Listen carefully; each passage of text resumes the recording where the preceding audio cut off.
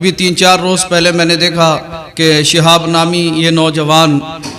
گودھرا میں تھا اور بتا رہا تھا کہ اسے ابھی کئی روز جو ہے وہ راجستھان تک کا سفر طے کرنے میں لگیں گے، اور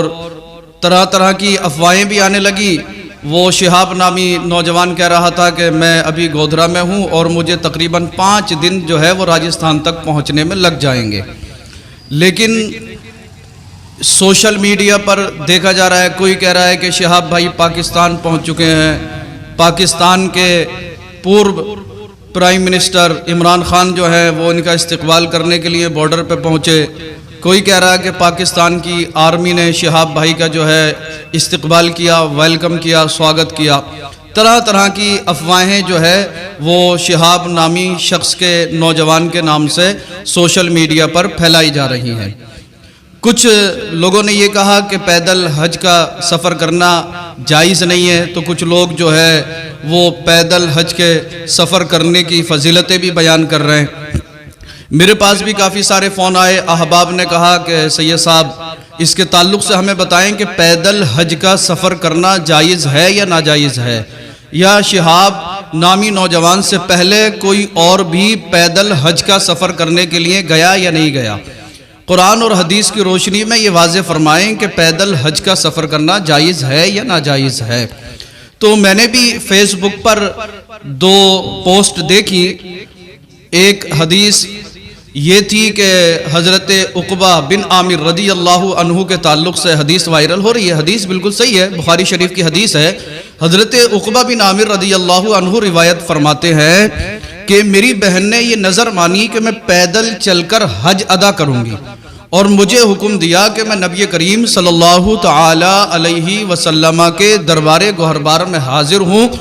اور سرکار صلی اللہ تعالی علیہ وسلم سے یہ دریافت کروں، اس کے تعلق سے معلوم کروں کہ میری بہن نے یہ نظر مانی ہے کہ وہ پیدل چل کر حج ادا کرے۔ تو میں جب سرکار کی بارگاہ میں حاضر ہوا، حضرت عقبہ بن عامر رضی اللہ عنہ فرماتے ہیں میں نے سرکار کی بارگاہ میں عریضہ رکھا تو سرکار صلی اللہ تعالی علیہ وسلم نے ارشاد فرمایا کہ وہ پیدل سفر کرے اور سوار ہو جائے۔ مطلب یہ ہے کہ جب تک وہ پیدل چلنے کی ہمت اور طاقت رکھتی ہیں تب تک وہ پیدل سفر کریں، اور جب پیدل سفر کرنے میں دقت ہو، پریشانیاں ہو، کٹھنائیوں کا سامنا کرنا پڑے تو وہ پھر سوار ہو کر سفر کریں۔ یہی روایت ابن سنن نسائی میں بھی ہے۔ حضرت عبداللہ ابن عباس رضی اللہ عنہ روایت فرماتے ہیں کہ حضرت عقبہ بن عامر رضی اللہ عنہ جو ہے وہ سرکار کی بارگاہ میں حاضر ہوئے اور عرض کیا یا رسول اللہ صلی اللہ تعالی علیہ وسلم، میری بہن نے یہ نظر مانی ہے کہ میں پیدل چل کر حج بیت اللہ کی سعادت سے سرفراز ہوں گی۔ میری بہن جو ہے وہ پیدل حج کرنے کی منت مان چکی ہے یا رسول اللہ صلی اللہ تعالی علیہ وسلم، اور اس نے مجھے آپ کی بارگاہ میں بھیجا اور فرمایا کہ سرکار صلی اللہ تعالی علیہ وسلم سے اس کے تعلق سے معلوم کیجئے۔ تو اللہ کے نبی صلی اللہ تعالی علیہ وسلم نے ارشاد فرمایا کہ اگر وہ پیدل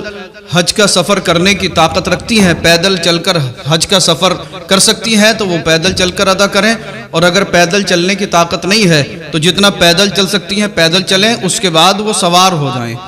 اور قربانی کریں یعنی دم دیں۔ دوسری حدیث حضرت انس رضی اللہ تعالی عنہ روایت فرماتے ہیں، یہ بھی سوشل میڈیا پر کافی تیزی سے وائرل ہو رہی ہے۔ حضرت انس رضی اللہ عنہ روایت فرماتے ہیں کہ اللہ کے نبی صلی اللہ تعالی علیہ وسلم نے ایک شخص کو دیکھا کہ 2 نوجوان اسے اٹھائے ہوئے ہیں اور وہ چل رہا ہے دونوں کے سہارے سے۔ اللہ کے نبی صلی اللہ تعالی علیہ وسلم نے ارشاد فرمایا کہ اس کا کیا حال ہے؟ تو اس کے دونوں بیٹوں نے کہا کہ یا رسول اللہ صلی اللہ تعالی علیہ وسلم، یہ ہمارا والد ہے، ہم اسے اٹھا کر اسے سہارا دے کر چلا رہے ہیں۔ سرکار نے فرمایا ایسا کیوں؟ ان دونوں نے عرض کیا یا رسول اللہ صلی اللہ تعالی علیہ وسلم، ہمارے والد نے یہ نظر مانی کہ میں پیدل چل کر حج کا سفر ادا کروں گا، پیدل چل کر میں مکہ المکرمہ پہنچوں گا اور حج بیت اللہ کی سعادتوں سے مالا مال ہوں گا۔